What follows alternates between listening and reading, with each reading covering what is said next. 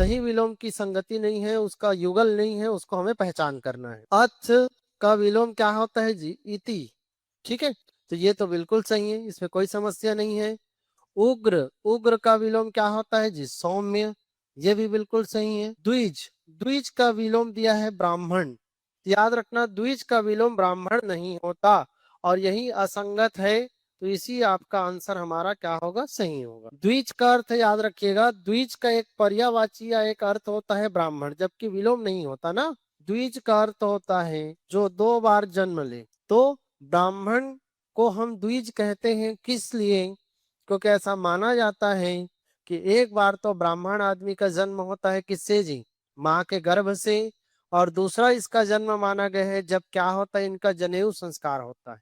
ठीक है, तो इसको दोबारा जन्म कहते हैं। इसीलिए ब्राह्मण शब्द अगर द्विज का देखा जाए तो एक अर्थ है, जबकि यहाँ पर क्या होना चाहिए था जी?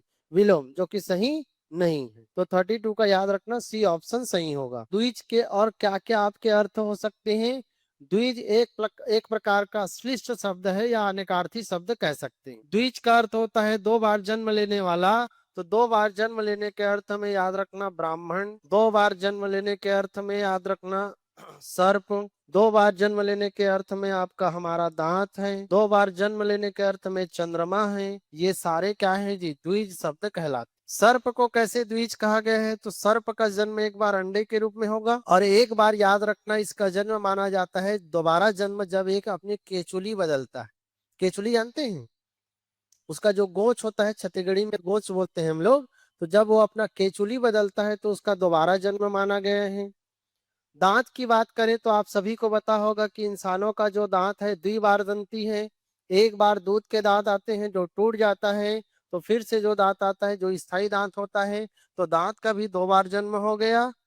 और चंद्रमा तो जानते ही हैं, 15 दिन में एक बार आपका कंप्लीट खत्म हो जाता है अमावस्या के दिन। और फिर से एक लकीर के रूप में स्टार्ट होकर के क्या हो जाता है जी? पूर्णिमा के दिन फिर से कंप्लीट बन जाता है। तो इसीलिए इसका भी क्या माना गया है जी? दोबारा जन्म माना गया है। तो ये सारे शब्द किसके अर्थ हो जाते हैं जी? द्विज के अर्थ हो जाते हैं।